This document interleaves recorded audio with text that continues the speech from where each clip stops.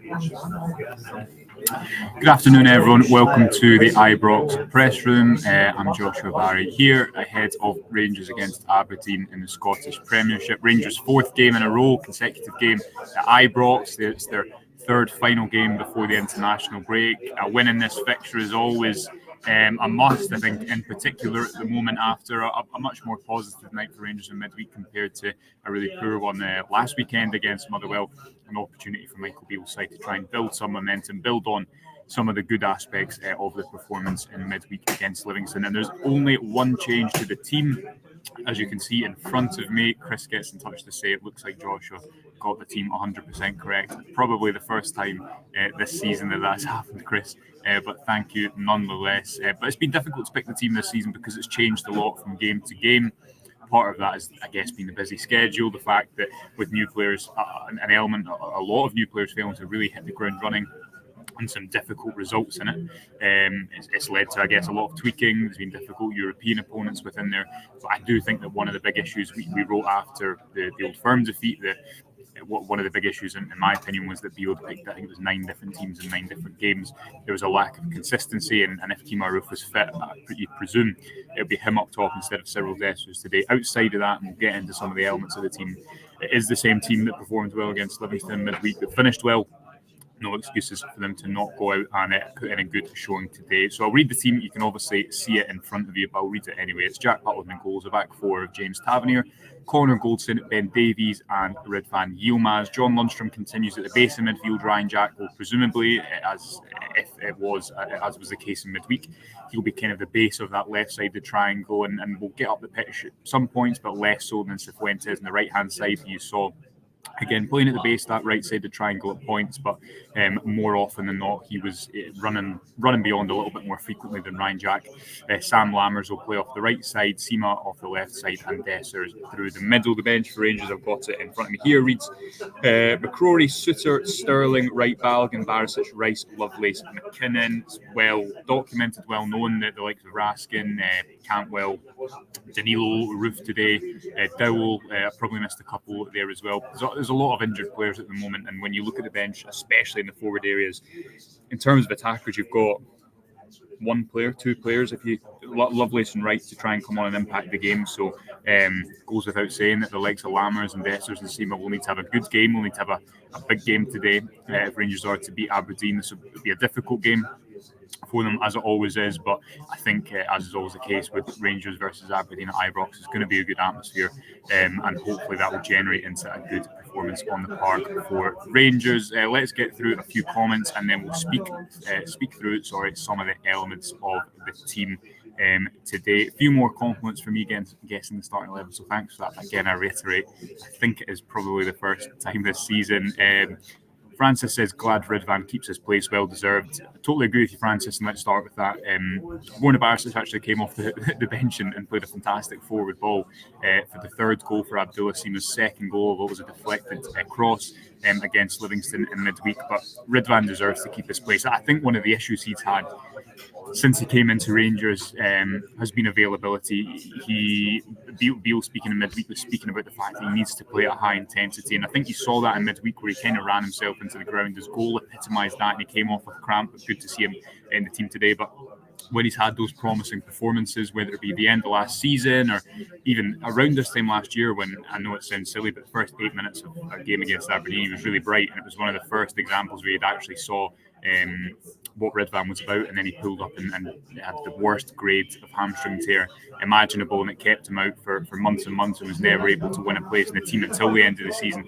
He's never been able to build on any promise, and today's an opportunity to do that. What does he give Rangers in that position? I think he gives you more options, as we spoke about in midweek. I think he's going to go forward more frequently. His final ball isn't what Barisic's is, but he's going to dribble at the opposition more. He saw it perfectly for not only the goal. I don't expect him to score a goal like that every time he pulls on a Rangers shirt, but you do expect him to commit players to try and progress through dribbling, to try and access maybe more central areas of the final third, as opposed to Barisic, who will cross from deep and combine with players I think if it was, for example, instead of Jack in there, if it was a Cantwell or if it was a Dowell or another more attacking, even Nico Raskin, he would have seen, or today will have seen, more rotation on that left-hand side, as was the case on the right in midweek. But certainly, I just think in isolation, Redvan is going to give you more options in the ball, a lot of energy. He's 22, definitely time to see what he's about, and he gets his start today, as I say, almost a year to the day from when he started well against Aberdeen, but was forced off with that hamstring injury. Alan says sticking to the same team is about time. A lot more people kind of getting in touch with a similar sentiment. OS19 saying get Stevie back on. Stevie will be on next week. Fear not, he's been away on an American tour, and then he's been on the night shift, so he'll be back next week. Lots of catching up to do with Stevie. I'll have 2 columns as well next week, so having been away for a bit, you're going to get plenty of Stevie covered next week on the Rangers review. James Quinn gets in touch to say Dessers needs a performance today and at least a couple of goals. Yep, got an interview with Michael Beale that was in the newspapers this morning on the website, and some interesting comments from Dessers. He says that he concedes, I guess, the fact that he's not done as well as he would have hoped to. He's not showing up as well as he'd have hoped to so far. I think that goes without saying. At the other end, he says, look, if that goal against Celtic stands, which it should have, if a couple other moments go his way, then perhaps people start to see what he does bring, which is a bit of a final ball in the final third. He's a creator, not just a goal scorer. There's a moment against Morton as well, but there's no doubt that he's not had a good start to his Rangers career. He's not, whether that be goals per game in the league, whether it be just overall performances, or I guess what is so crucial here is winning over the fans and convincing the fans that you're going to bring their team success. Now, we've seen players have difficult starts so many times and overturn it. Even someone like Abdallah Sima, who I don't think he had a difficult start, but he didn't have a great start either, maybe somewhere in between, but you're starting to see, and I think in midweek especially, you're starting to see what he brings, whether it be his powerful running and behind, his goal threat from out wide. I've preferred him off the right hand side so far, but I thought he looked a lot more confident off the left, and even there was a moment where he turned his man, didn't he, in the second half, played it across the Tavernier.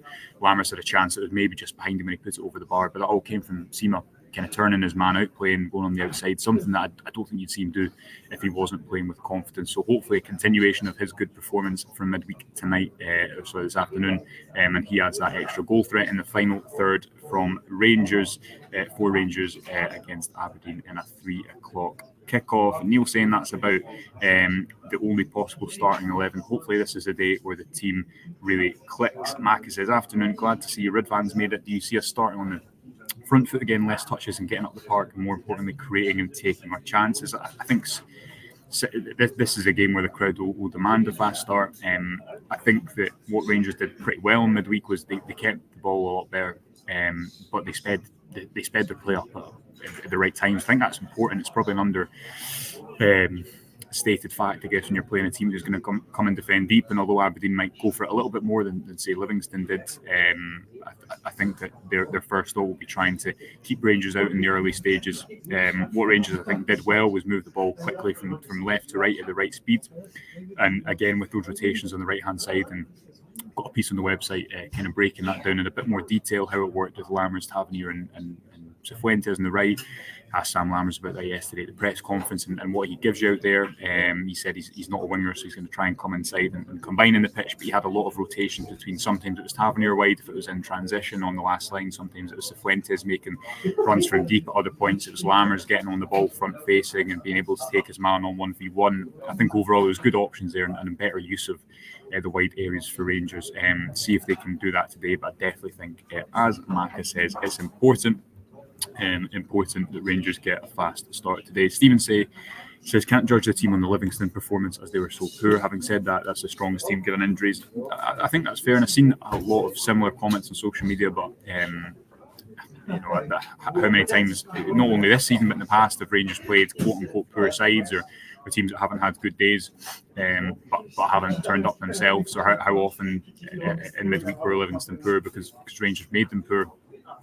I still think, regardless, it's a difficult game. It's a difficult game state. Oh, there's my team sheet. When teams are sitting in deep, and you're the team that has to set the tempo and create opportunities. Rangers did more of that in midweek. Remains to be seen if they can do that today against Aberdeen. We'll have lots of coverage for you after the game. Me and Chris will be live from the Ibrox gantry. Stay with us throughout the game for lots of updates, match reaction today and tomorrow. Enjoy the game wherever you're watching, and we'll speak to you soon. Thanks for joining.